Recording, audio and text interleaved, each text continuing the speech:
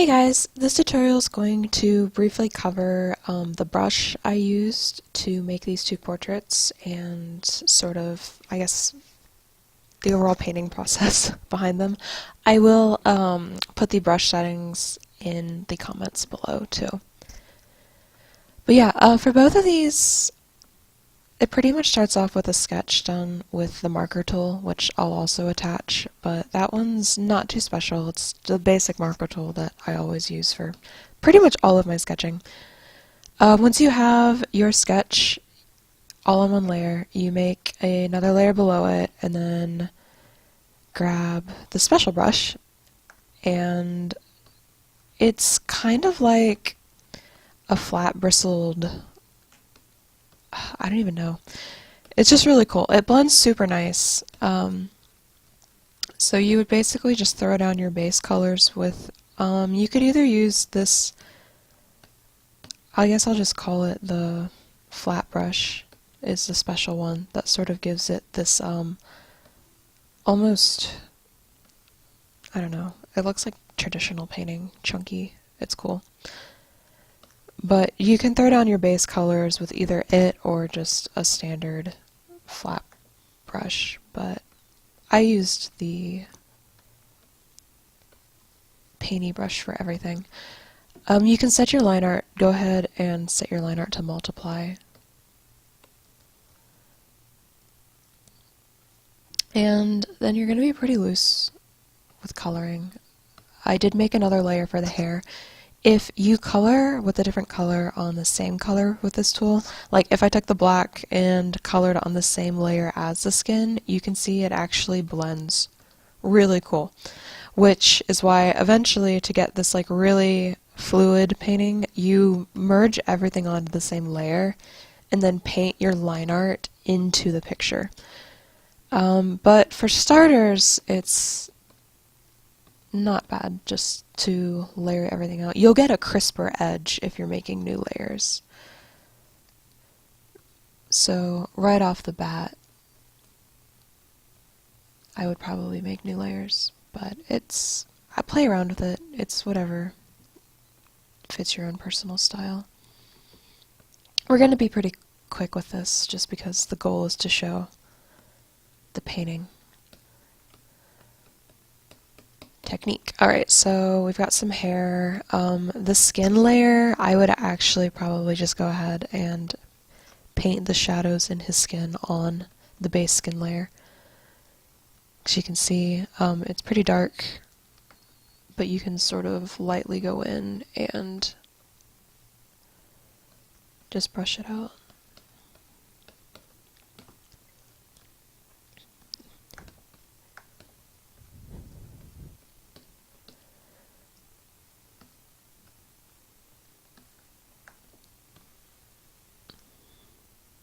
At this point, you can be kind of messy because so much of this is just sort of refining as you go along. It's okay to just sort of scribble in a general idea of where you want your shadows to be and stuff. You might want to go in and add some of the black in his hair where his eyes are too.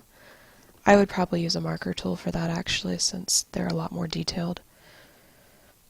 The flat brush is cool, but you'll notice it will make your corners very harsh. So if you have detail work you want to get in and do, I'd go ahead and just grab the marker tool.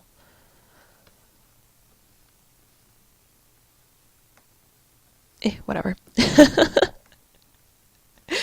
It's not super important.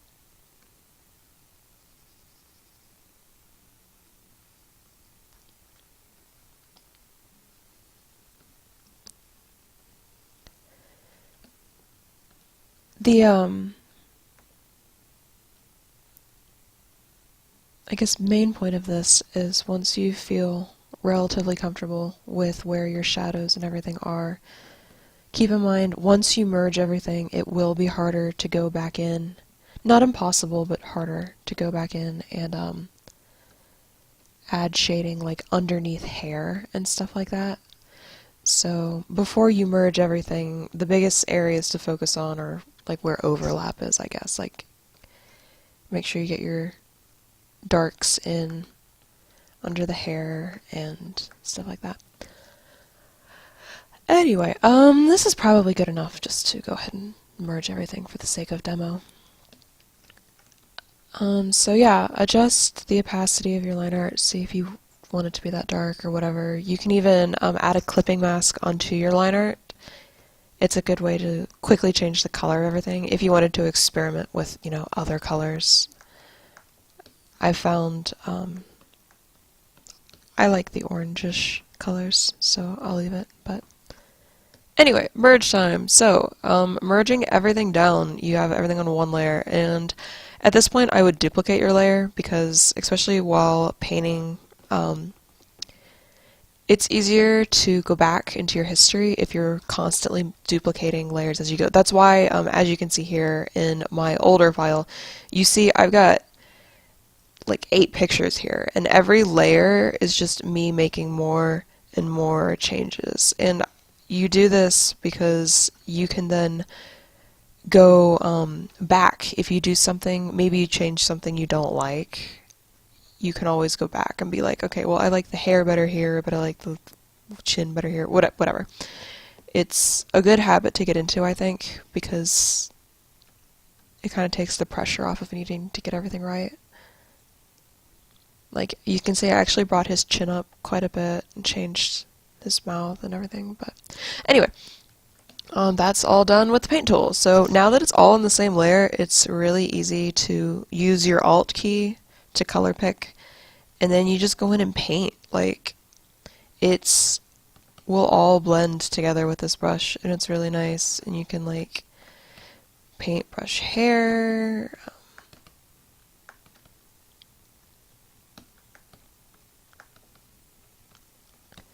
Be very gentle. It does have like an opacity with it, so like you can barely use pressure and get some pretty nice blending.